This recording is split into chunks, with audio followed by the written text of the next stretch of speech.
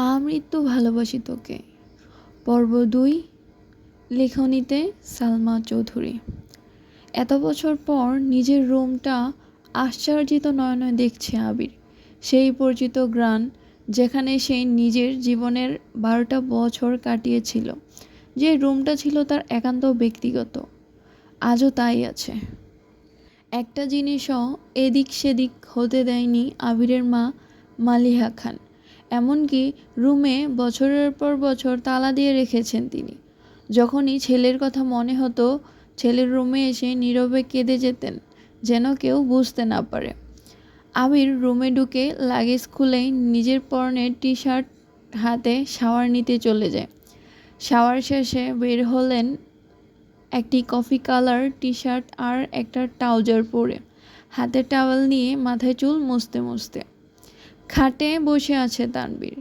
Luggage নিয়ে এসে রুমেই বসে আছে সে। তানবীরকে দেখে আবির জিজ্ঞেস করছে, কি হলো, কিছু বলবি? তানবীর মুচকি হেসে জিজ্ঞেস করে, আচ্ছা ভাইয়া, ওই লাগেজটা ধরতে দিলে না কেন? কি আছে ওইটাতে? আবির চক্ষুদ্বয়ে উদ্বেগ স্পষ্ট। চোয়াল শক্ত করে উত্তর দিল, ওইটাতে আমার পার্সোনাল কিছু জিনিস আছে। তানবীর হাসতে হাসতে উত্তর দেয়, সে পার্সোনাল জিনিসগুলো দেখতে চাচ্ছে আমার অবুঝ মন। কী করব বলো? সম্ভব সুলভ গভীর কণ্ঠে উত্তর দিল আবির, কাউকে দেখানোর জিনিস আশা করি পার্সোনাল হবে না। তানবীর ভাইয়ের আপত্তিকর বুঝতে পেরে এই বিষয়ে আর কিছু বলেনি, শুধু জিজ্ঞেস করে, বিকালে কি বের হবে? আবির উপর নিচ মাথা নেড়ে হ্যাঁ সূচক সম্মতি জানায়। তানবীর কথা না বাড়িয়ে চুপচাপ বিদায় নেয় রুম থেকে। আবির খাটের এক কোণায় বসে মোবাইল হাতে নিয়ে গুরুত্বপূর্ণ কিছু চেক করতে ব্যস্ত হয়ে পড়ে। ম্যাক নিজের রুমে ঢুকে শপিং ব্যাগ খুলে 3টা ড্রেস বের করলো। 3টা জামাই অসাধারণ সুন্দর, 2টা গ্রাউন্ড ড্রেস আর একটা গর্জিয়াস কাজের 3 পিস। ল্যাপটপটাও খুলে দেখে তার প্রয়োজনীয় সকল অ্যাপ ব্রাউজার অলরেডি ল্যাপটপে সেট করা আছে। ম্যাগের দৃষ্টি যায় র্যাপিং পেপারে মোড়ানো বক্সের দিকে।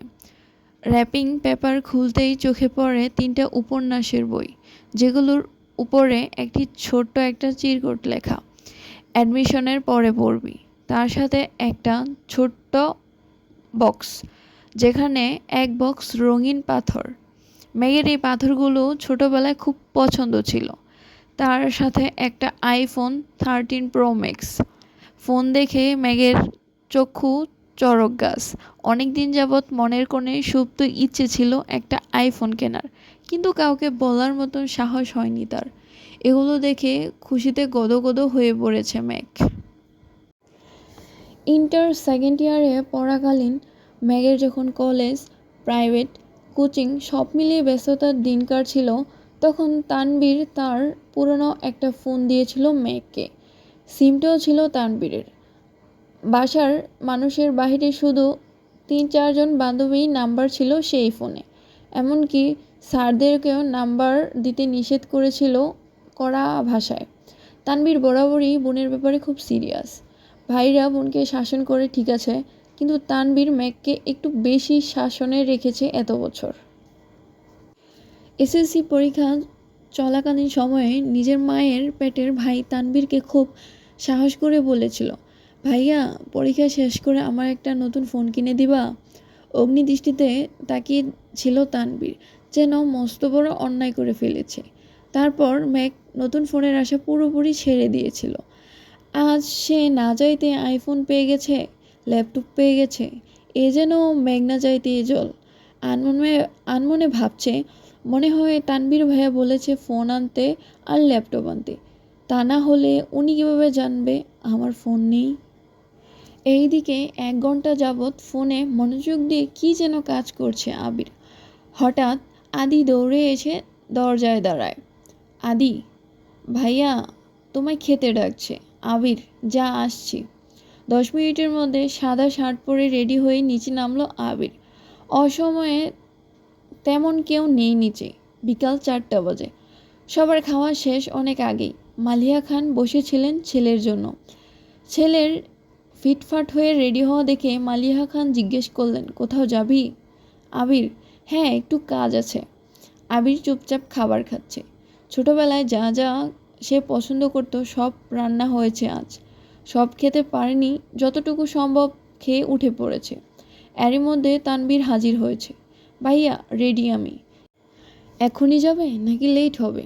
আবির, এখনই বের হব। মালিয়া খান রান্নাঘর থেকে ডেকে বলছেন, গাড়ি নিয়ে বের হবি না? চাবি নিয়ে যা।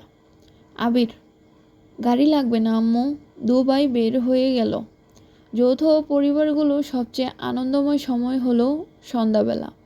বাড়ির সকলে মিলে হইচই করে বিকালের নাস্তা খাওয়া, একটু টিভি দেখা, খেলাধুলা করা, আড্ডা দেওয়া। সমস্যা শুধু বড় ভাই তানবীর সবসময় মেঘকে চোখে চোখে রাখে। কি করছে কি না করছে, কখন খাচ্ছে, পড়াশোনা করছে কি না, এসব দেখাই যেন তার একমাত্র কাজ।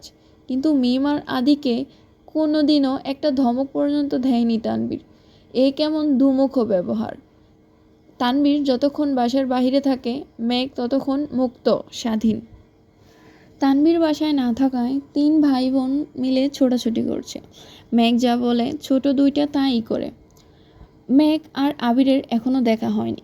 মেঘ কোচিং থেকে এসে রুমে যে ঢুকেছিল, তার গিফট নিয়ে ব্যস্ততার কারণে সবেমাত্র রুম থেকে নিচে এসেছে।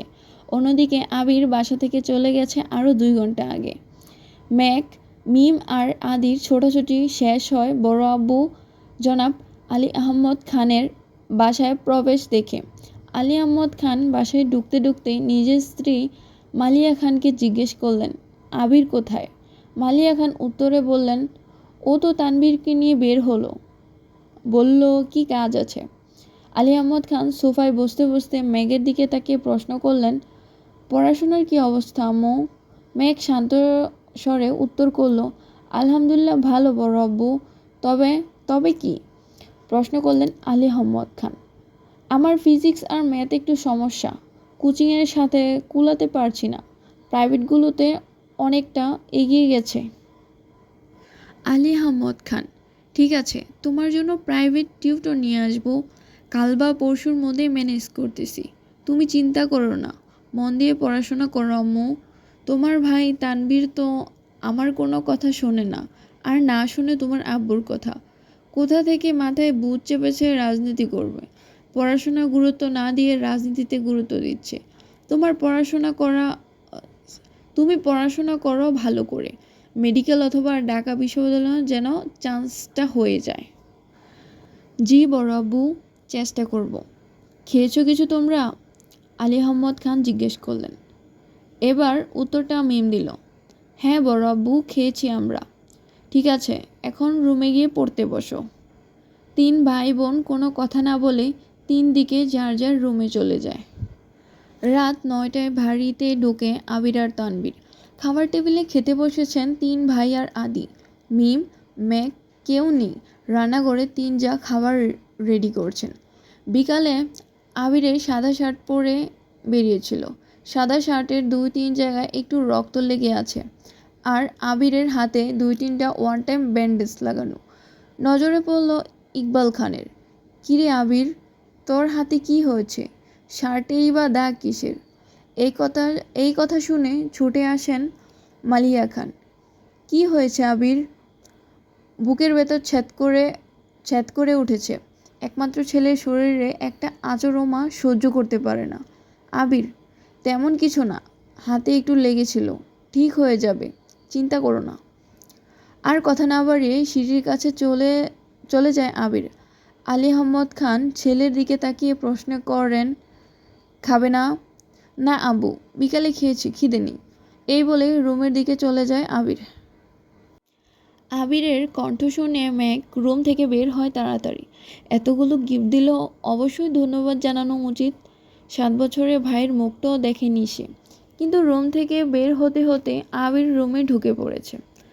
মেঘের চোখে মুখে নীরবতা। নিজে গিয়ে সবার সাথে খেতে বসে। তানবীরও খেতে বসেছে হাত মুখ ধুয়ে।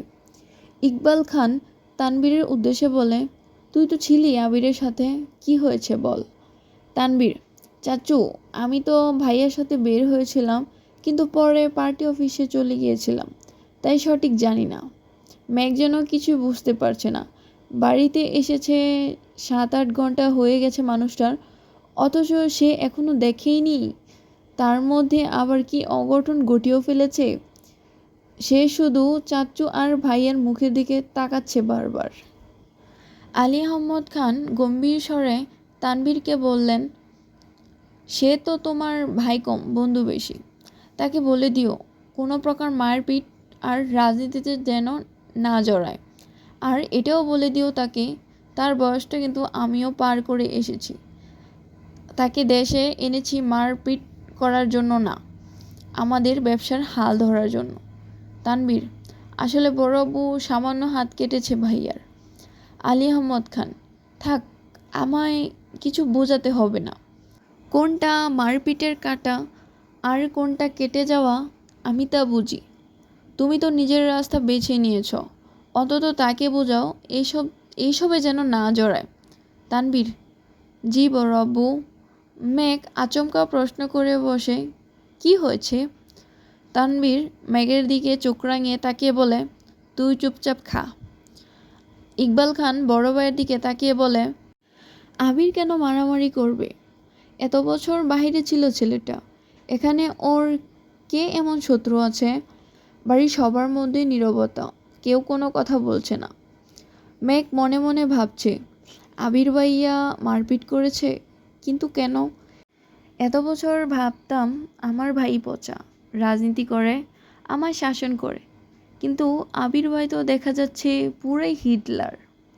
আজকের পর্ব এখানেই শেষ। আমি তো ভালোবাসি তোকে।